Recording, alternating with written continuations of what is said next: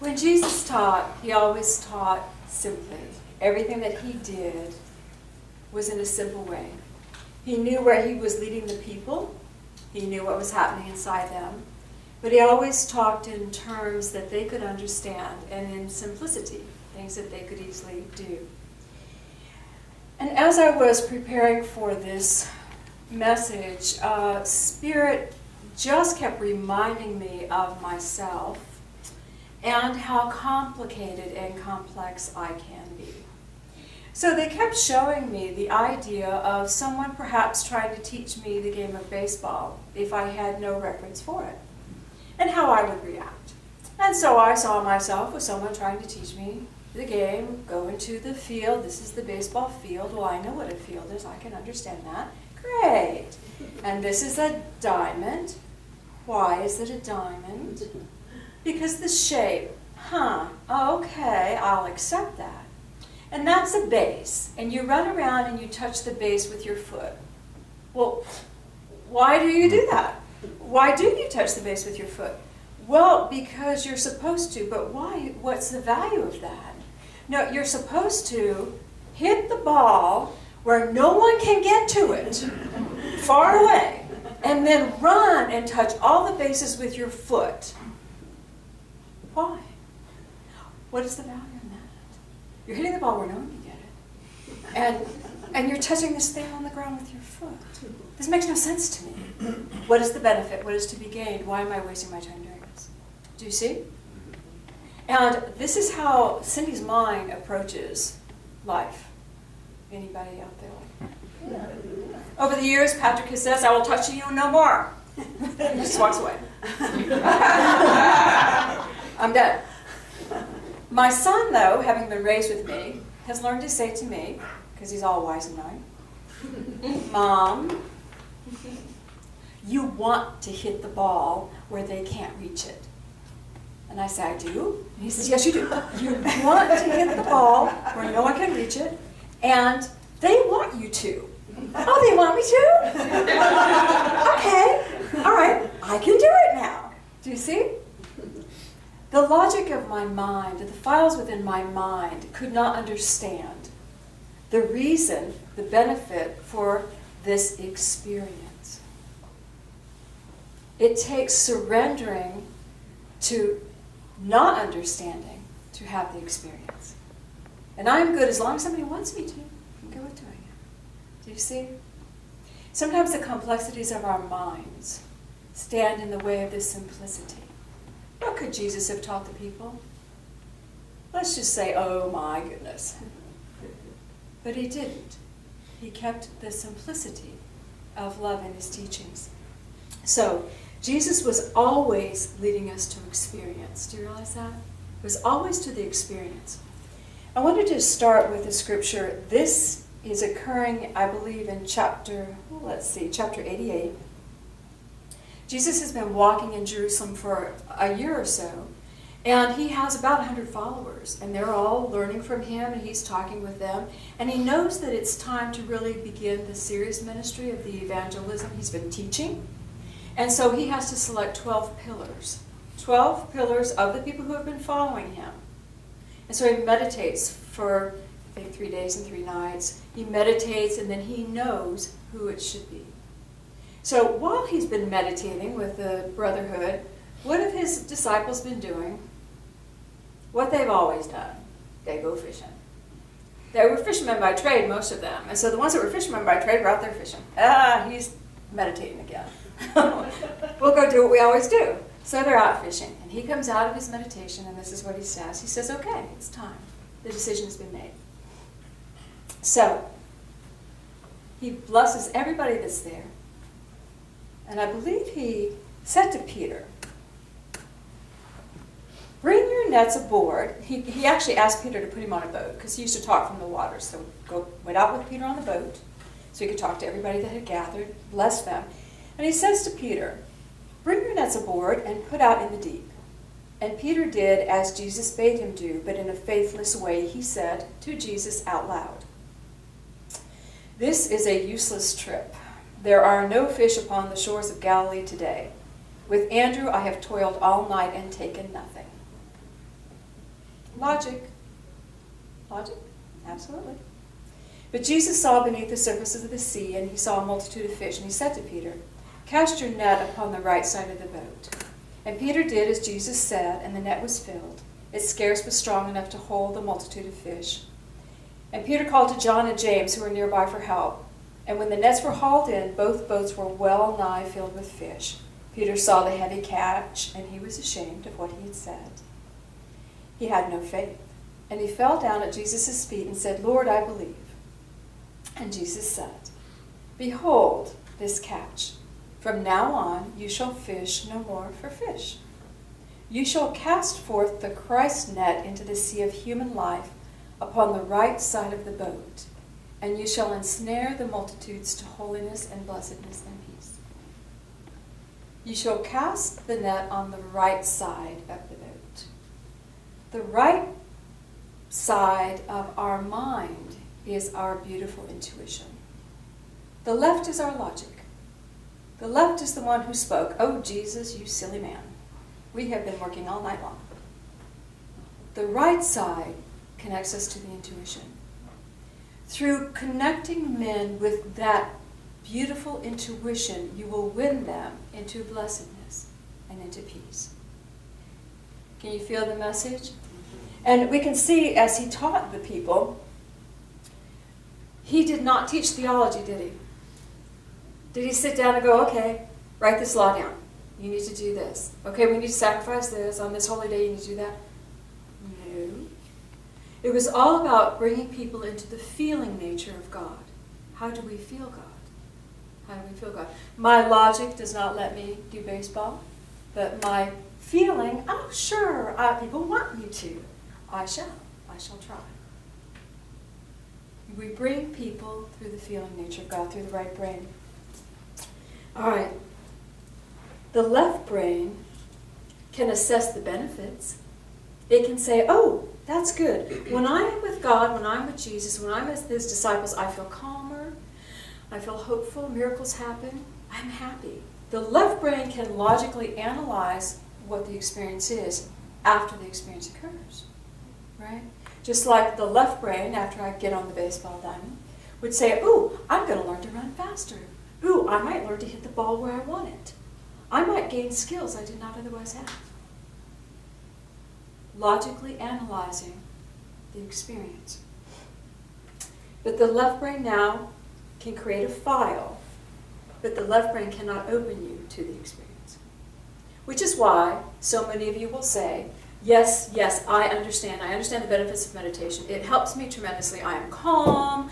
I love meditating. It's fabulous. I can tell you all the times it has cured me, helped me, and just saved me from my own creations. And so then I would say to you, how often do you meditate? Well, I know the values of it, and I can write them down for you. It is not the logic that takes you into the experience. It's the feeling nature. It's that beautiful connection with your divine, with the feeling of life that moves you into the experiences of life. Okay? A fisher of men. You will help them feel God in that energy. So Jesus always taught love. He taught love your neighbor as yourself. You love your Father, Mother God as your source above all else. Love as I have loved you. Love defies logic. And maybe we actually need our right brain to access it. Maybe we need that opened. When Jesus dealt with the people, we know that he dealt in love. When they brought him the pregnant woman, y'all will remember the story. It was right toward the end of his journey, and the Pharisees wanted to entrap him. And they knew that he was a good Jew, and he knew the Jewish laws. And so they brought this woman who was pregnant. And they said, obviously, she's an adulteress, or not adulteress, so whatever. She's done error. She's not married. So obviously, she got caught sleeping with somebody. To getting caught sleeping with someone, you're pregnant. So she's standing there pregnant. The law is she should be stoned. That's just the law. That's the truth. of that situation. And the people there knew that if Jesus did not uphold the law, the Jewish people would no longer follow him. So it was this massive test of logic. This is the law. Beautiful pregnant girl. He's not going to kill her. And we're going to win, because we will prove to the world he is not a good Jewish man. And we know what he said. He said, "He who is without sin cast the first stone." But we don't know what he saw. When he looked at that girl, he might have seen what happened. He might have seen, yes, in fact, the facts line up that she did have this experience. But what about the heart behind it? What was she feeling in that moment? Maybe she loved the man. Maybe the man loved her. We don't know where her heart was, but he does. And he looked at all the people around, and he knew the facts that they want to uphold this law.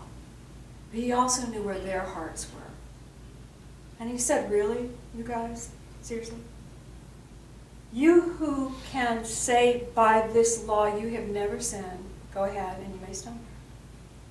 But he knew their heart. He knew the love inside them. And he spoke to that love. It's the same way when he met the alcoholic man. The little girl came and said, "Please help my dad. He's drinking everything. We have no food. The house is being destroyed. We have nothing." And Jesus went to the man, and he didn't say, "Oh, dude, come on, wake up. What's wrong with you?" The truth was evident. In fact, these things had occurred. But Jesus said, "Hey, brother man, son of God, you are my brother. Here's a job for you to do in our community. Let me give you identity. We need your help."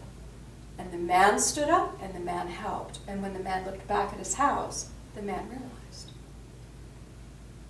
Jesus saw the love in this situation, the love in the heart. What do we do in our world? We make truth so important. The truth, the facts. That's true. It's absolutely true. It's absolutely true all these things happen. But what was the energy behind it? How often do we stand on some truth that somebody hands us, or heritage or cultural belief or whatever, and we stand there defending this to the detriment of the world around us without looking at the love within us, without looking at the love within them? Do you guys hear what I'm saying? Jesus taught love. Metaphysically, we realize that truth is relative. So, in our world, we focus on truth as being more valuable than love. And we don't realize that truth is how our logic has analyzed each situation. I should probably say that again. Truth is how our logic mind has analyzed situations. My logic mind would not let me play baseball because it didn't understand it. Do you understand? So based on that logic, how am I going to analyze situations around me? In a very limited way. But that's true for me, isn't it? Truth is how the logic has analyzed the feeling nature. Metaphysically, we know this is true for me. What is true for me may not be true for Sarah. It may not be true for Rich, but this is true for me. And if it's true for me, it's going to operate in my world. But I know as a metaphysician, when I can move to the point of seeing the love behind the act, seeing the energy behind the act, my understanding can lift of the act and my truth changes. Simple, huh? Your truth changes when you can feel, when you can get back into the feeling nature. Get back into the knowing, the connection with God. When we cast our net on the right. When we cast our net on the right. Perhaps this is something we could do as we get caught in our logic minds. Have you ever gotten caught? How am I going to pay these bills? How am I going to do this? How am I going to do that? How am I going to work with that boss? This is driving me crazy. You know, we all have situations where our logic sets up this pattern. And the pattern that comes from your logic mind is always 1,000% based on your past experience, analysis of your past experiences. So in that, there may not be an answer. You may not have an answer of how to deal with it. But you go to the right, cast your net on the right, go to God, go to the feeling nature of intuition. Okay, I'm ready. Give me an answer. Help me, show me. And that's what he taught. You can only create what you know to create. But your higher self, that beautiful energy of God, is greater. Makes sense? Yes. Thank you. All right. Truth changes with our understanding, and truth is based on the left brain. Jesus taught us, I am love, and you are love. So we could actually walk saying, I am love, and I am here to love life. I'm here to experience life. I'm here to trust myself in experiencing life, and then I'll explain to myself afterwards what happened. You know? I'll get the logic of it. My little brain will whittle it all down, make a file. You know mine will. But I'm here to love life. After Jesus had been resurrected from the tomb, he had met with a lot of people, which we've been studying. And he had, everybody knows the story where he appeared in the room that was sealed. The disciples were in a room, they locked all the doors because they were afraid. And, he appeared in that room, and he ate with them. He let Thomas touch his hand. We know that story. And then he went away, and they didn't see him again for a while. They hadn't seen him for a while, so what did they do? They went fishing. They went fishing again, because that's all they know to do. When we don't know what to do, we go fishing. We're fishers. So they didn't know what to do next. What's my next step? So they're fishing, and of course they're fishing all night long. So in this is chapter 179. Peter, James, John, Andrew, Philip, and Nathaniel had been fishing. And they toiled all night, and when the morning came, they had no fish. And as they neared the shore, a man stood on the shore and said, "How many fish have you?" Normal call from any stranger. "What'd you catch?" Peter said, "None." And again the man called out, "A school of fish is passing now upon the right side of your boat. Cast out your net." They cast their net, and it was filled. And John exclaimed, "It is the Lord who stands on the shore."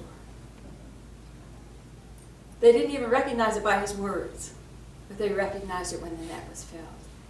And Peter jumped off the boat and swam immediately to meet him. John, the disciple of love, recognized, and Peter, the disciple of faith, actually took action to go be there.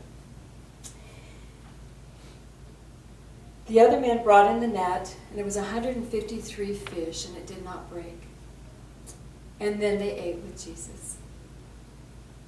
Cast your net to the right. He said that to them when he called them, and he said that to them right as he left them. Cast your net to the right. And it was filled. After they ate, he said this to his three inner circle, Peter, James, and John. Peter represents faith, James wisdom, and John love. Sitting, Jesus said to Peter, "Peter, do you love the Lord your God with all your heart? And do you love your neighbor as you love yourself?" And Peter said, "Yea, Lord, I love the Lord my God with all my heart, and I love my neighbor as I love myself." And Jesus said, "Then feed my sheep." Then he said to James, "Do you love her holy breath with all your heart, and do you love your neighbor as you love yourself?" And James replied, "Yes, Lord. I love holy breath with all my heart, and I love my neighbor as myself." And Jesus said, "Protect my sheep." And then he said to John, "Do you love the Christ, the love divine made manifest with all your heart, and do you love your neighbor as yourself?" And John said, "Yes, Lord, I love the Christ with all my heart, and I love my neighbor as myself." And he said, "Feed my lambs." Feed my sheep. Feed those who follow me. Protect those who follow me, and take care of the babies. He didn't say go build a kingdom. He didn't say teach these teachings. He didn't threaten. He didn't give them orders. He simply said, feed my sheep. Take the love I have given you. Love God with all your heart and soul. And love your neighbor as yourself. When we love God, we are accessing that beautiful right brain that allows us connection. And any of you who have had a meditation of deep connection, or just a random download where you feel the Spirit of God moving over you, what is within that download? The complete wisdom. Things you don't even know you didn't know. Energy that you don't even understand what it is, but you know you're being given wisdom, higher understanding, higher truth. Because you're connecting with the higher energy of God's love. Just love. Everyone wants to be the one that writes the end-all, be-all book, don't you? I write the book that saves everybody. I want to do something so important that everybody's happy. I want to create something grand. Just love. That's all he asked.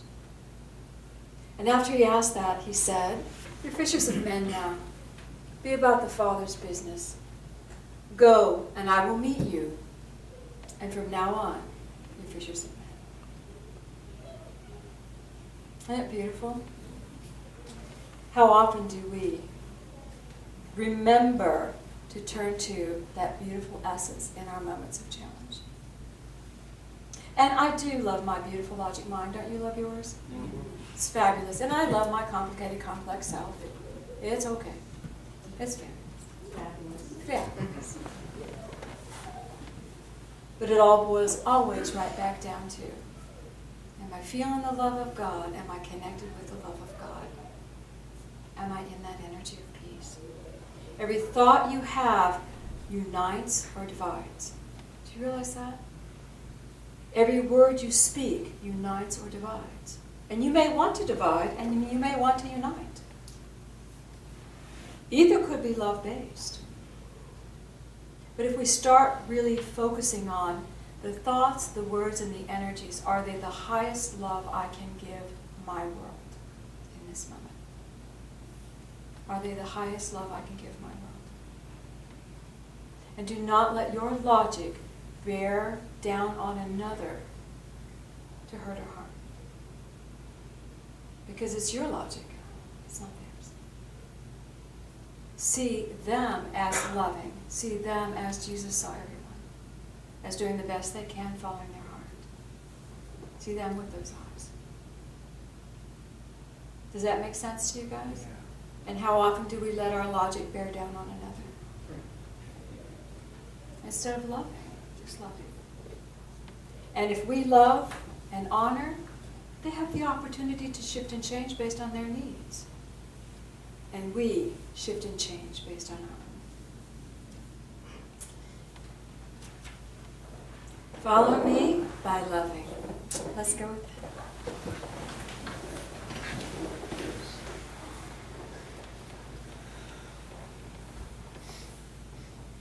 Just breathe and feel that beautiful love of God. And sense a column of light coming over you. Allow your focus just to feel your heart, who you are as a person.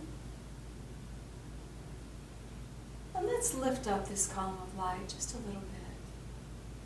Lifting up into a space where there are beautiful clouds. Just imagine yourself lifting up. Where the constraints of matter are not around you and you're free. Imagine yourself standing in a beautiful colored cloud now.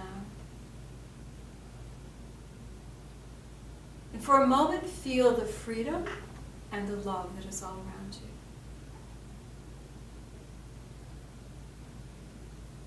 This is how your world of matter can feel. This is the energy you can create with.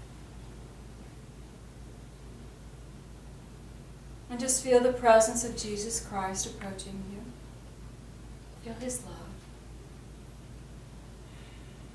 And as you look into his eyes or feel his presence, sense that beautiful energy of God. God love coming through him.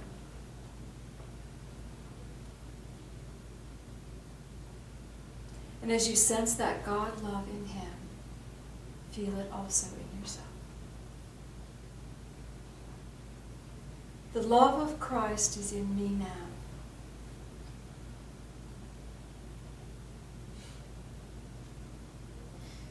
And feel every part of your consciousness just relax into a sweet knowing that all is well.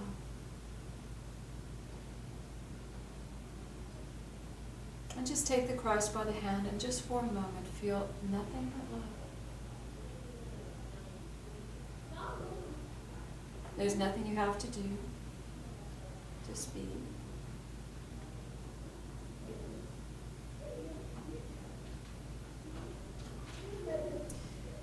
Feel the love for self in your heart.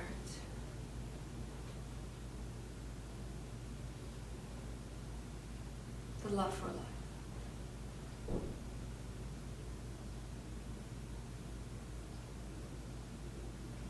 And breathe and just gently come back down, the calm of light, holding the hand of the Christ and feeling the feeling of love.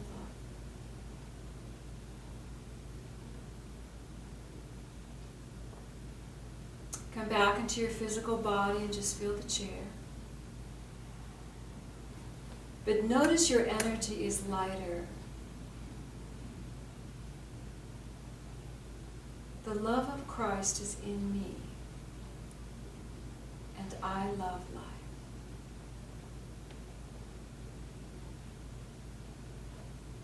Father, Mother God, I ask that you bless each one here as they feel that expanded nature.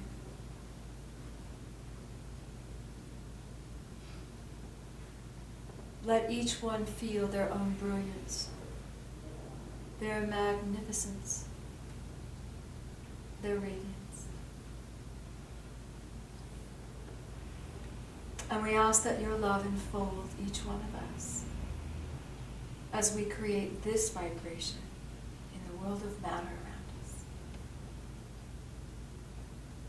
We thank you, God. And we thank you, Jesus Christ, for always walking with us. Take a breath. Send your love into the world. And when you're ready, you can gently open your eyes.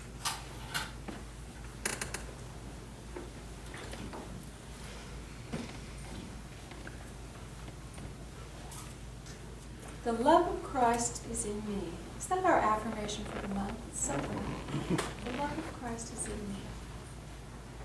So as you go about to feed the sheep this week, to protect the sheep, to bless the lambs, please remember, love yourself, and then love your neighbor as yourself.